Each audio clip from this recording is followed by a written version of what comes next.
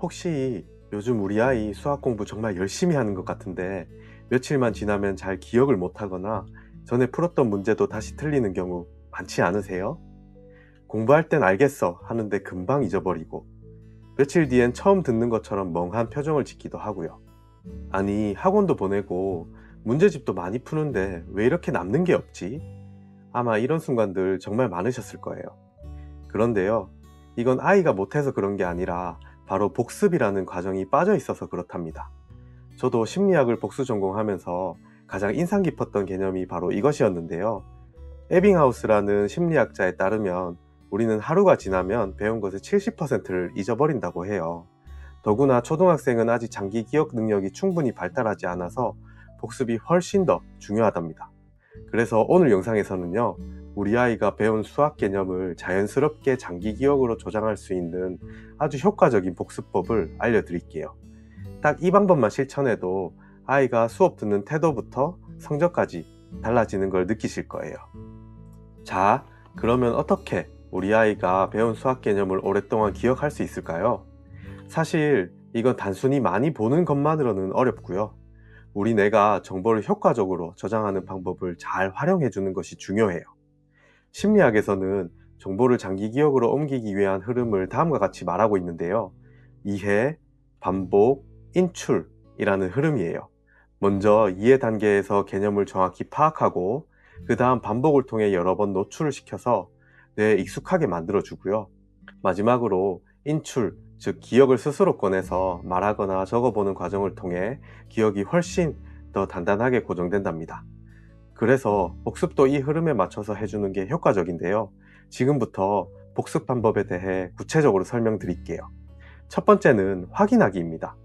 아이가 학교나 학원에서 수학 수업을 듣고 오면 부모님께서 교과서나 참고서를 가지고 배운 내용에 대해 간단하게 질문을 해주세요. 예를 들어 오늘 약수에 대해서 배웠다면 약수가 뭐야? 약수는 어떻게 구해? 유의 약수를 한번 말해볼래? 이렇게 간단하게 질문해 주시면 됩니다. 그러면 아이가 개념을 제대로 이해하고 있는지 금방 확인하실 수 있을 거예요. 혹시 머뭇거리거나 설명을 잘 못한다면 그건 아직 이해가 부족하다는 뜻이거든요. 두 번째 단계는 막히는 부분 잡아주기입니다. 아이 설명을 듣다가 막히는 부분이 나오면 가능하다면 부모님께서 간단히 설명을 해주시고요. 어렵다면 교과서나 개념서를 다시 펴서 아이 스스로 읽고 이해하도록 유도해 주시면 됩니다. 세 번째는 간단한 문제 풀기입니다. 배운 개념과 관련된 문제 3개 정도만 풀게 해주세요.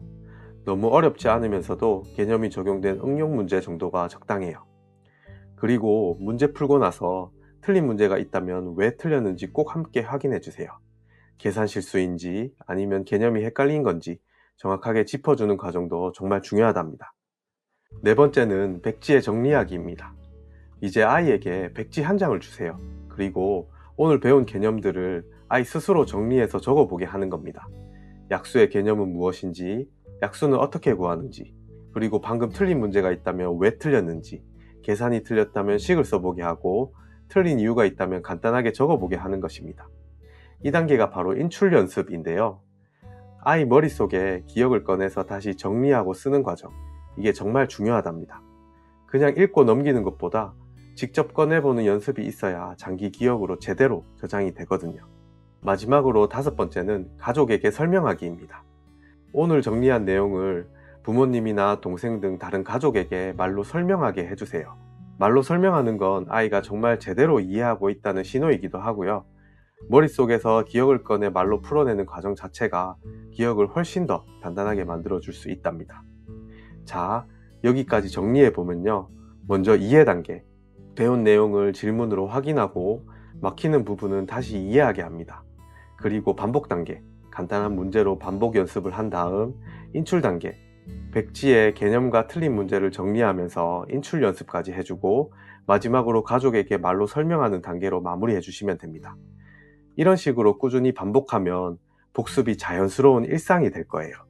그리고 보통 학교에서 배운 하루치 수학 개념을 이렇게 복습하는 데는 약 30분 정도면 충분하거든요. 매번 30분만 꾸준히 투자하면 나중에 시험 기간에 다시 공부하는 데 필요한 시간은 훨씬 더 줄어들 거예요.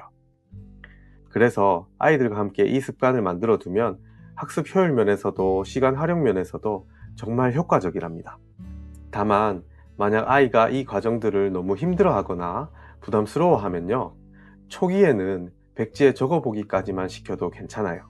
그리고 조금씩 조금씩 익숙해지면 자연스럽게 설명하는 단계까지 시도해 보는 것도 괜찮답니다.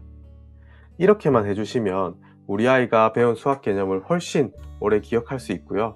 학교나 학원에서 수업을 들을 때도 아, 이건 내가 나중에 다시 정리하고 설명해야 하니까 하면서 목적의식이 생기면서 수업 태도까지 자연스럽게 좋아지는 효과를 경험하실 수 있을 거예요. 자, 오늘 영상에서는 우리 아이가 수학 개념을 오래 기억할 수 있도록 돕는 효과적인 복습 방법 5단계에 대해 알아보았는데요. 복습 흐름 다시 한번 빠르게 말씀드릴게요. 먼저 배운 내용을 질문으로 확인하고 막힌 부분은 다시 이해한 뒤 간단한 문제로 반복 연습하고요. 그 다음엔 백지에 정리하면서 인출 연습까지 하고 마지막으로 가족에게 말로 설명하는 단계로 마무리해 주시면 됩니다. 하루에 딱 30분만 꾸준히 복습해두면 개념이 머릿속에 탄탄하게 자리 잡고 시험 준비도 훨씬 수월해질 거예요.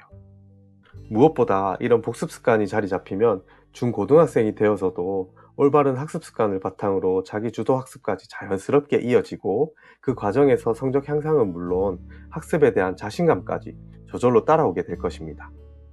오늘 영상에서 소개한 방법들 아이와 함께 꼭 한번 실천해 보세요. 그럼 오늘 영상도 시청해 주셔서 감사드리고요.